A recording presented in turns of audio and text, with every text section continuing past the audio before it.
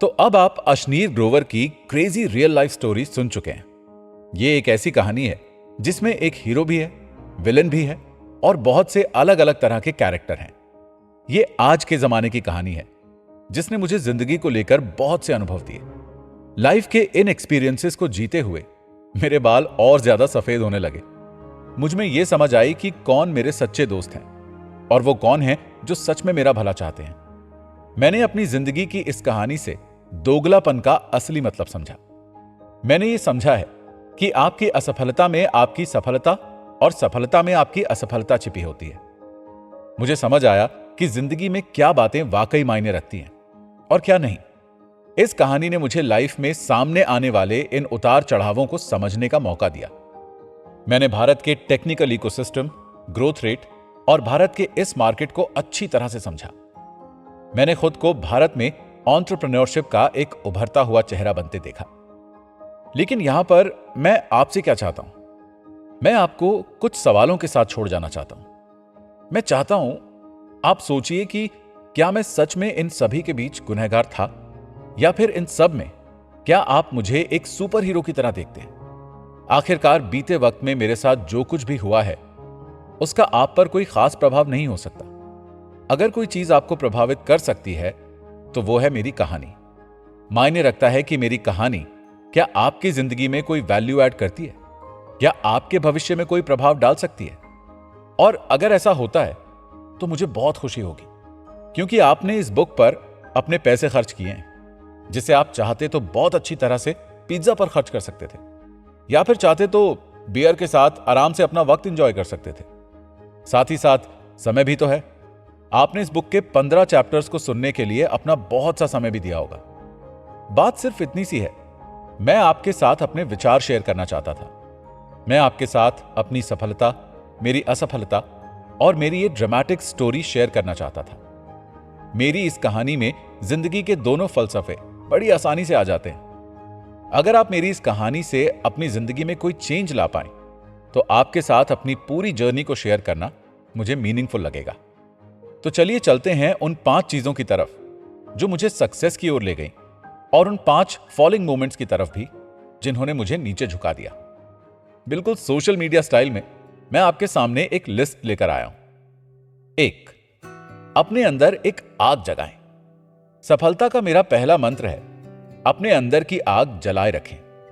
चाहे सुनने में ये कितना भी घिसा पिटा क्यों ना लगे, लेकिन ये एक सच्चाई है।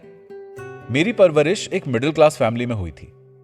मेरे पास हमेशा से आगे बढ़ने की वो एक आग थी जो मैंने अपने पूर्वजों में भी देखी थी, और उसे मैं फिर से आगे बढ़ाने की कोशिश कर रहा था।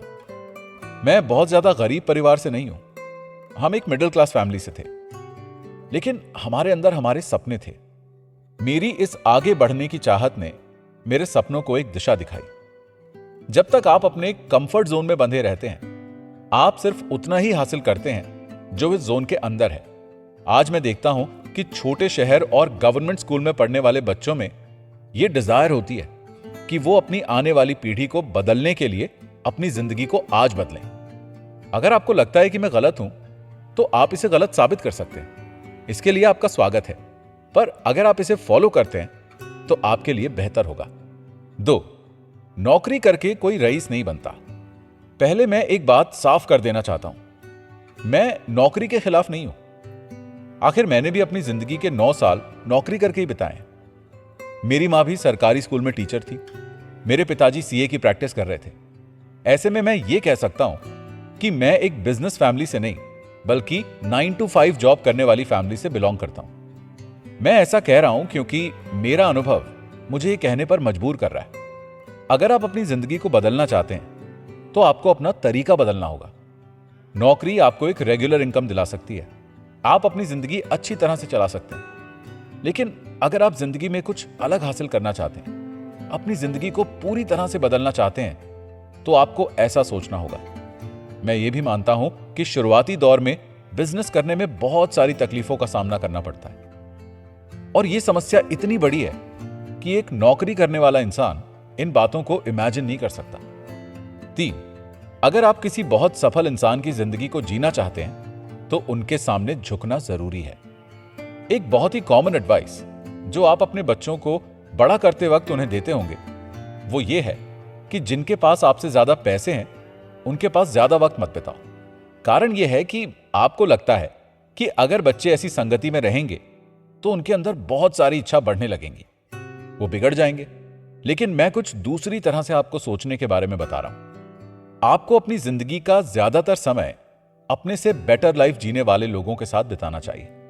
यह वो तरीका है जिससे आपके अंदर एक इच्छा पैदा होती है जिंदगी को नए तरीके से देखने की। जितना ज्यादा आप उन्हें ऑब्जर्व करते हैं, आपके अंदर एक डिजायर पैदा होती है वैसा ही बनने की, कुछ नया करने की। आपको अंदर से आवाज आएगी कि मुझे भी ये करके दिखाना है।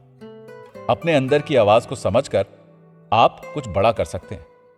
आपके अंदर एक आवाज आएगी, जब इसके पास सब कुछ है तो मेरे पास क्यों नहीं हो सकता। 4, लीडर बने। इस पूरे खेल का सबसे बड़ा नियम है, आप जानते हैं अकेले यहां कोई कुछ नहीं उखाड़ सकता। वन मैन आर्मी का यहां कोई मतलब नहीं है।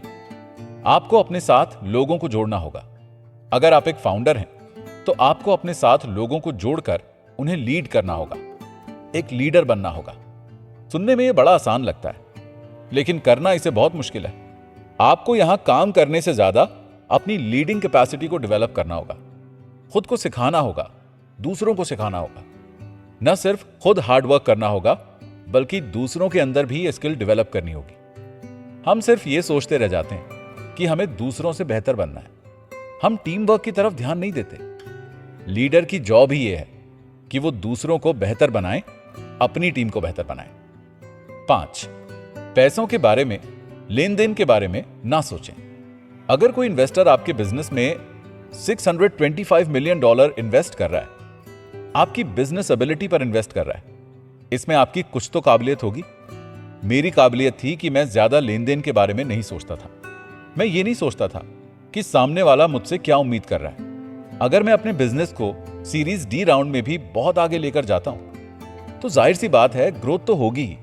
मैं किसी से भी ये खुलकर कहता था कि सीरीज ए राउंड में आपका इन्वेस्टमेंट मुझे नहीं चाहिए। देखा जाए तो ये पूरी दुनिया एक दूसरे से जुड़ी हुई है। आप जो कुछ हासिल करते हैं किसी ना किसी के जरिए दूसरों तक पहुंचता जाता है। एक फाउंडर होने के नाते आपको अपनी स्टोरी को जीना होगा, दूसरों के साथ शेयर करना होगा, ज्यादा से ज्यादा लोगों को बताना होगा जितना आप बता सकते हैं। इससे कोई फर्क नहीं पड़ता कि आपके सामने आपकी ही कंपनी का कोई चौकीदार है या कंपनी का सीईओ या कोई इन्वेस्टर है या रेगुलेटर। आपकी कहानी सबको पता होनी चाहिए।